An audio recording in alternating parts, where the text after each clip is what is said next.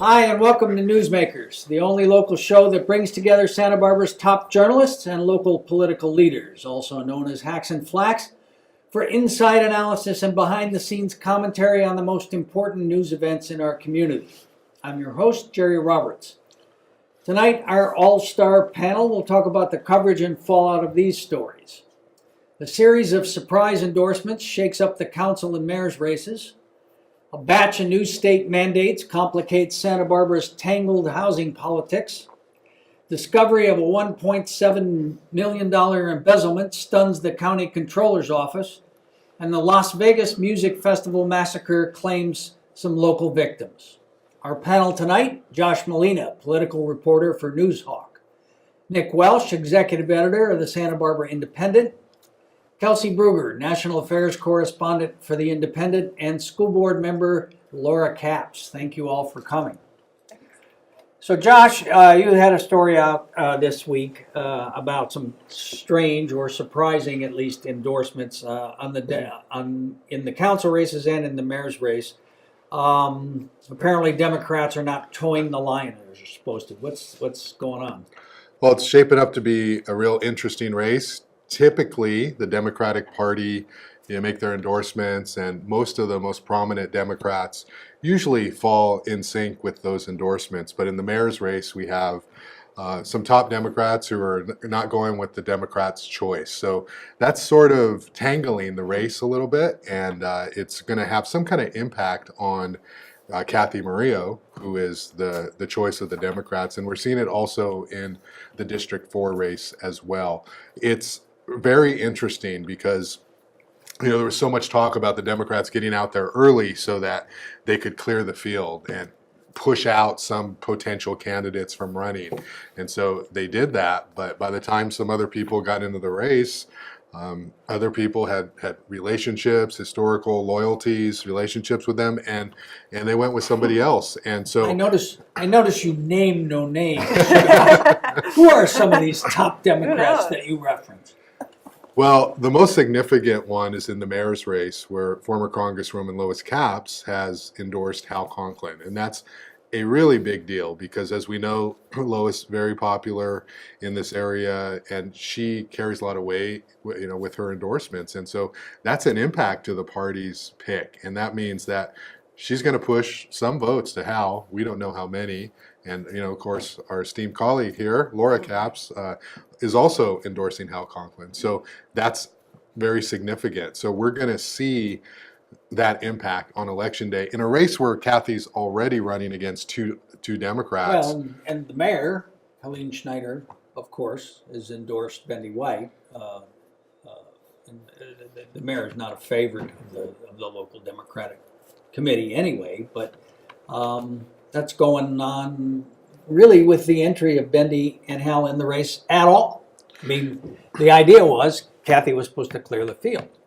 Yes, there's a lot of Democrats. The whole mayor's race is very interesting because we have a bunch of people and a bunch of possibilities. And you look at Angel Martinez, who's running essentially a marketing campaign to be the next mayor. He's running a social media campaign. He's running he's having a big concert where he's going to have Kenny Loggins, out at Soho to fundraise. You going to go there? When is it? There'll be a lot of millennials there, Kelsey. Yeah. Right? Okay. Good. He is meeting with key groups in the business community, and he's doing television. He's trying to reach people in a whole different way. In a much non-traditional way. Whereas Kathy is over there still doing her door knocking, which is her strength. But the Chamber of Commerce is backing on Hal. And so there's the all Board these of different... Realtors is backing on Hal. Yeah, those sort of traditional real estate business organizations. Tourist industry. Are going with Angel because of his Decker's pedigree. I think also, he is sort of the political voice of the funk zone, or the funk zone owners. The landlords. The landlords and the property owners. And they're interested in having a new parking garage down there so they can build their buildings up and have a place where they can park their cars. And they have sort of cleared the field early on in the race. They had a big meeting there at the Lark, and come meet Angel. So Frank Hotchkiss longtime council member shows up. Conservative. Conservative should have the Republican. business group, and he shows up and they say, "Hey Frank, this ain't your party. Doors that way." No, Yeah, really? They booted him out? They said doors that way. No kidding. Yeah. I hadn't heard that story before. You gotta watch your shows. Huh? It was on my show? No. So what about these top Democrats who are not going along? Talk about the Thanks. process by which you did not follow the lead of Duraca Larimore Hall. And Gail Teton Landis, I mean, I have a lot of respect for her. She's the new The current, right. the current chair of the party. It's a thankless job. A lot of people are grateful that she's doing it, especially women leaders. We hold her in high regard. I totally get why the party is trying to get everyone to sort of line up. Guess what? We're Democrats. We don't tend to do that too well. And it's especially hard in an open seat, of which 3 out of these 4 are. It's especially hard in a non-partisan race where there's no primary. So that's sort of this, it's a kind of open field. And, guess what? It didn't happen this time, but I think it's, we're still Democrats. We have a strong party. The endorsement definitely means a lot. It means all that, the campus Dems and all of these really great field campaign, which Kathy is a recipient of, Jim Scafidi is a recipient of. But, at the end of the day, I think, what's important is sort of to focus on the candidates that we're behind and give you all less stuff to write about in this way and focus more on the issues. Why would we do that? This is all a big deal because all of this essentially helps Frank Hotchkiss because we have this division among the Democrats, and Angel's going to pull from the Democrats as well. And so Frank's the only one with sort of this clear path. But the only question about that is how much is Angel going to pull from Frank? And he could be the spoiler to both sides here. But that's why it's significant. That's why the Democrats are upset. And they're going to, if Kathy does not win, they're going to blame some of these people for being responsible to some degree, or maybe they'll get over it and realize, that you have to allow people their individual rights to choose who they want in this nonpartisan race. Well, at the CEC, the Community Environmental Council Forum of all the environmental groups, of which Newsmakers had the news exclusive. I don't know where you were, Josh, but anyway, they were asked that question. Bendy and Hal and Kathy were the only 3 who were there, and they were asked that question. So you're 3 progressives. Basically, why don't 2 of you drop out so that Frank doesn't get elected? Kathy's response was, "Hey, look, I did everything I was supposed to do. I went out to try to clear the field. I raised $100,000. I got the endorsement. What do you want from me?" Benny's response was, "Hey, look, I got a lot of disagreements with Kathy. She and I disagree a lot about development, about housing, about budget stuff." And Hal was just kind of like, "Well, let the best, most philosophical person win." So I don't know. Will there be recriminations if Frank wins, or even if Angel wins? Do you think? Probably not. I think that the party will get over it by the time people have to run again, and I think it'll all sort of wash out. But the District 4 race, which we didn't talk much about, Kristen Sneddon, a very formidable candidate in terms of got in late, the people who are late. backing her, and she did not get the party endorsement. And the irony is she appears to be sort of the prototype for what the party would want. But the party is sticking to their process very rigidly, and they are sticking to Jim Scafidi, who they endorsed. And of course, they only endorsed him so they didn't have to endorse David Landau. Isn't that true? Well, that's a yes or no question. The party wants certain candidates to run, and they don't want certain individuals to run for sure. I can't speak specifically to that name, but definitely the reason to get out front is to clear the field. And so that the mayor's race is a toss-up, but Sneddon is looking pretty good just in terms of police and fire and all of these endorsements. The crossover candidate. Yeah, 6 women have backed her. Yeah, so we'll see how that goes, but that's going to be one to talk about for sure. Have you figured out what district you're in yet? Yes. This is my pet peeve, that the city has not educated people. Yeah, or what they district haven't are you in? educated themselves. 6. Oh, that's not much of a race over No. there. No. Okay. Well, we'll talk about it. All right. I just talk about politics the whole time. But Nick, The legislature has passed and the governor has signed a whole bunch of bills aimed at getting more housing built in California. Well, we're already struggling with the AUD and the ADU and the VRBO. What is SB 35? Now we have SB 35 Senate and Bill 35. AB 1505. Yeah, that's a good one. So 87 bills were introduced this season in the state legislature to gin up more housing. The state has a deficit reportedly of about 100,000 housing units a year, behind demand. And so SB 35 is basically a big club that beat the cities over the head. So the cities are supposed to meet certain housing goals. And they're sort of arbitrary, imposed from outside. And the city of Santa Barbara is supposed to produce 4,099 housing units in an 8-year period. And if it isn't... So like 500 and some a year. Yeah, and it's supposed to do it under 4 categories. And if you're missing on any of your categories, and you're not meeting those... The categories of cost. Of affordability. And if you miss on any of those, and a developer comes in and says, hey, I have a multifamily apartment complex I'd like to build here, and it's within the zoning, the city can't say, oh, sorry, size, bulk, and scale. The city can't say anything. The city has 120 days to say yes. So the big hue and cry, and oh my God, the sky's going to fall, is we're going to be stripped of any of our local control. Right. Which is what everybody's saying in the mayor's race. Yeah, in the mayor's race. Yeah. Yeah, no, it's coming up, and it could very well happen. I mean, there's certain little asterisks in it, such as if you avail yourself to this, you have to pay prevailing wages. Now, in Santa Barbara, they don't pay prevailing wages. Most construction doesn't pay prevailing wages, and so a lot of prevailing wages being hooked to union wages. Yeah, so there are certain little things built into it that may or may not make it as attractive as it sounds. Here's the question I have, though. I get that they're putting all these mandates on. You have to streamline your process. You can't, stop things for certain reasons, which is, Hal had a great line last night. He said, nothing in Santa Barbara takes less than 25 years. And, I mean, it's absolutely true. But what's the club that the state has? So they don't do that. Well, the state produce it. What are they going to do? What the state's club is, if you don't produce, then your local controls do not apply. So you cannot say no to the developer. So all powers of zoning comes from us, the state, to you, the cities and the counties. And we let you do this. So they're going to dictate the zoning? They will tell the city, essentially, if somebody comes in and you're not meeting your goals and they have a project, you have 120 days to say yes, or come up with some really good reason why you can't. So that's SB 35. Now, Hannah Beth Jackson, our state senator, voted against it. Monique Limon, our assembly person, just didn't vote. She took a hike. She took a hike.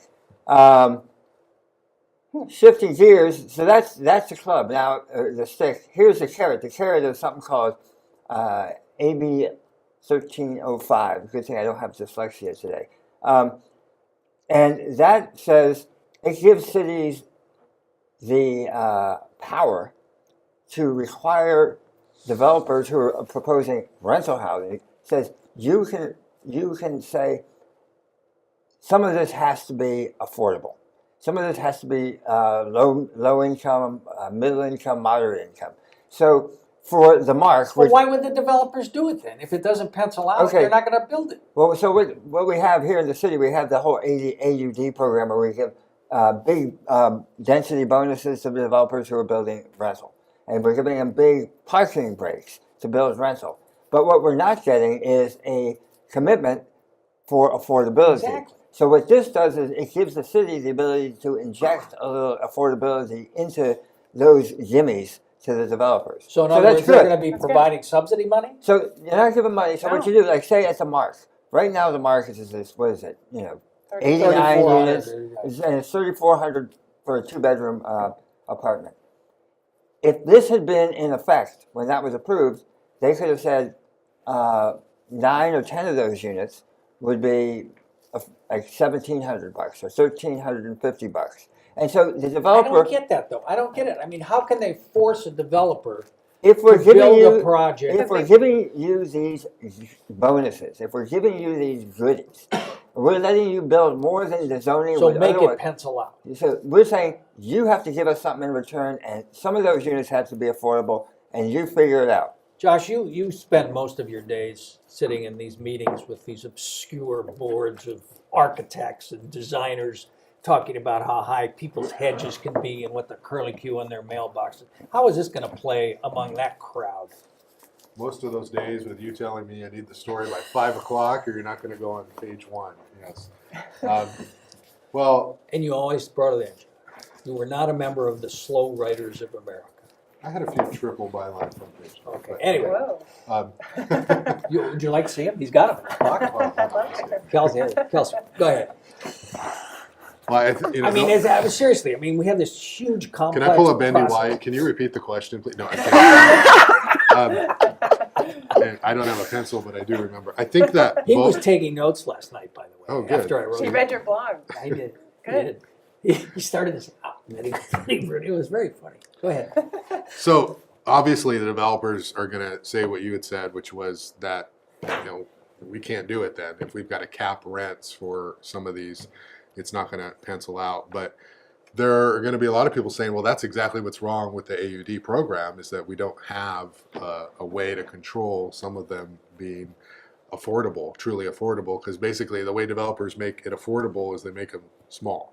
And when you make them small, you're not really serving working families. You're serving people who are single and who need small. Millennials, your favorite people. Small, yes. So how's it going to play out? In Santa Barbara, it's going to play out as though, we don't want Sacramento telling us We're what we going to can pretend do. that it doesn't exist. And this isn't fair, and this is just going to discourage us from building. And this is the first time we've had rental apartments for years, and we need to spend more time to see how this AUD thing plays out, because the mark is the horrible worst example. They're not all going to be like that. I think it's going to save the AUD. Yeah. Because now you can say, guess what? But no cap. There's not going to be any cap on it.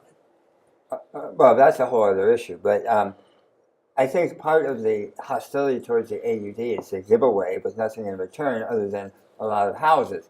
But you're not getting any affordability in return. But I think if you have some guarantee of affordability, it's going to be harder to oppose the AUD program. So I think in the long run, it's going to help the program. Kelsey, you're a young millennial who this is all aimed at. And, Mary Ann pays you a fabulous salary over there at the Independent. I won't ask you for numbers, but what percentage of your income goes to pay for your housing? A little bit more than a third, closer to a half. That's so. good. That's pretty good. That is pretty good. It's supposed to be what, 30% is the target? Yeah, 30% is what people should aim for. But I think it goes to, you joke about my issue with millennials. I don't have an issue with millennials, but what's interesting is You do, Josh, though. I mean, and you're blocking now. You're Well, really an issue with blocking. millennials. What if I said I What is haven't? his issue? He's always attacking millennials. I am not Make your attacking. point. Back in the old days, there was talk about how do we keep families from moving to Oxnard, moving to Ventura, Yeah. having affordability here in Santa Barbara, Goleta, so they could be near the jobs. But the AUD, right, and the ADU, we're not talking about those people. We're talking about housing young professionals. And that's great, Such as our colleague here. but I don't see a lot of talk about, you being the first generation of your family that can no longer afford to live here and you've got to move to Ventura. I don't hear anybody talking about how do we reduce the commute and the congestion beyond the highway and alternative transportation by saying, how do we build, 2-bedroom, apartments or 3-bedroom that But the people can ADUs, live in. the granny granny flats, they can be up to 1,200 square feet. Right. You All can right, get all a right. family in 1,200. We got to move on. We could spend Well, all you night asked the on this, question, too. Jerry. I know, and it's so complicated, and I think the word that just occurs is intractable. I mean, It is we intractable. go around and around with this. We've been doing it for 20 years. But All right, now here's an easier story to understand. So this longtime accountant at the Public Works Department and her crime family and friends got arrested for embezzling almost $2 million over 8 years. Why did it take so long to discover that? Well, that is the burning question. Why did it take so long for the county auditor controller's office to notice that all of these checks went missing? And I think, it was over 9 years, 200 checks. I mean, checks are going in and out of these 3 accounts were particularly big accounts, so there's a lot of money in them.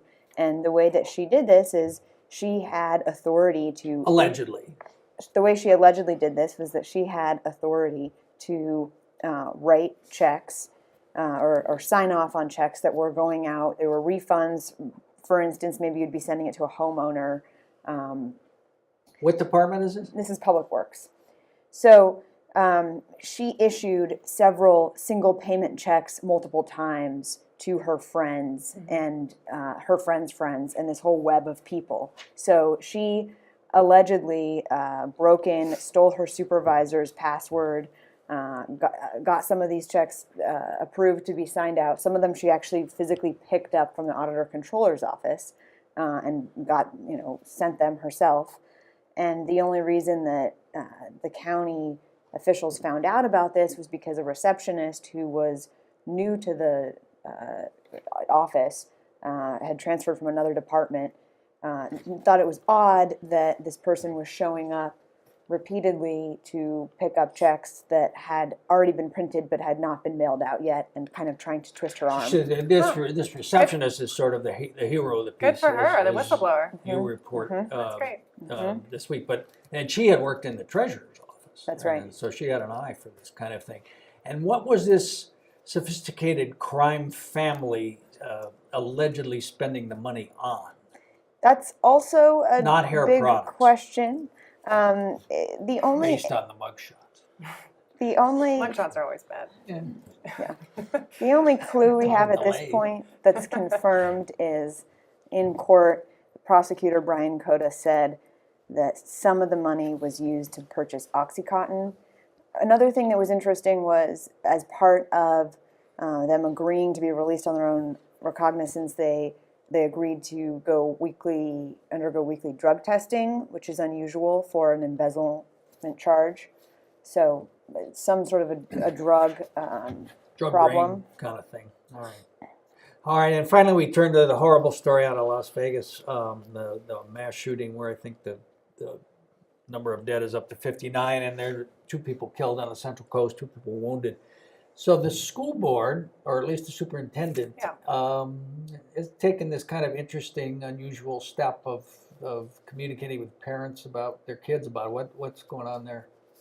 I think it's important to say their names, who was killed actually. So it's Denise Cohen from Carpinteria and Bo Taylor from Oxnard. And then we have 2 wounded here from Santa Barbara, Dr. Brian and Laura Mack. So we're rooting for Dr.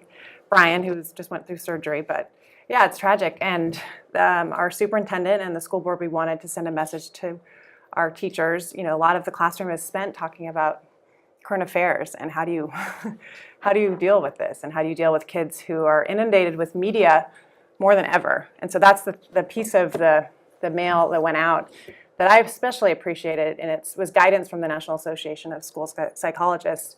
Just sort of, it had 4 or 5 recommendations, but the one that resonated with me is let's try to minimize media as much as you can, and it's harder the older they get. But do you think about minimize their exposure to? Yeah, if you had CNN on all day long, what kind of impact? The impact that it has on our psyche as adults who have full judgment, or we hope so. But then you compare that to 11-year-old or a 12-year-old who's really taking in all this information on a regular basis, and there's no words for it. The tragic nature of this, and the fact that so many of them were Californians and neighbors here in the Central Coast. So has the district heard of kids who are in the school system who are Having a hard exposed time. to it or having a hard time? Yeah, I think this was just mostly for teachers and parents to don't be afraid to speak up if your child seems or your student seems off. Take this seriously. This is a serious incident. We've had so many crises lately too. It's also the compounding factor of all the suicides. And, Anyway, I mean, Brian Mack, his daughter, I think, goes to San Marcos Right. High School.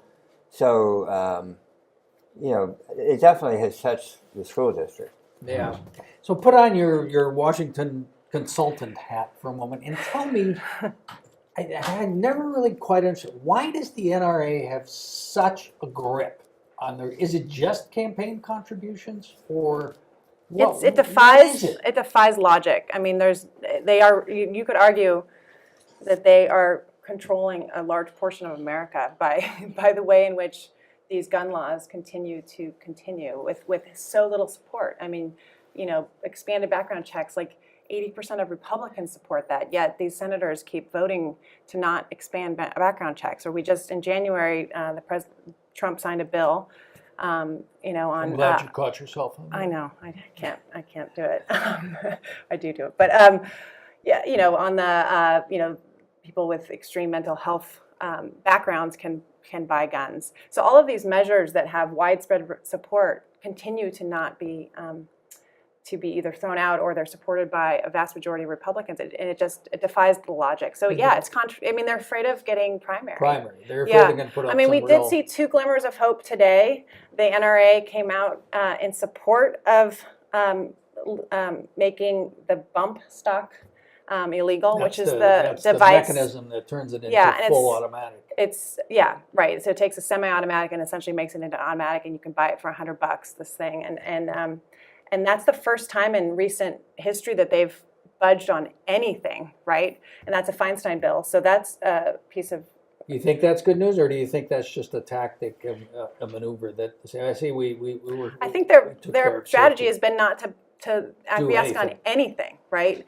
And then, you know, the Republicans in the House were set this week of all weeks to put forward this silencer bill, and they Which you thwarted wrote that. about. Yeah. So they just this afternoon thwarted that. So They actually killed it. they killed They it? killed it for now. Oh, okay. For now, they're not bringing it up anytime soon, is how it was reported.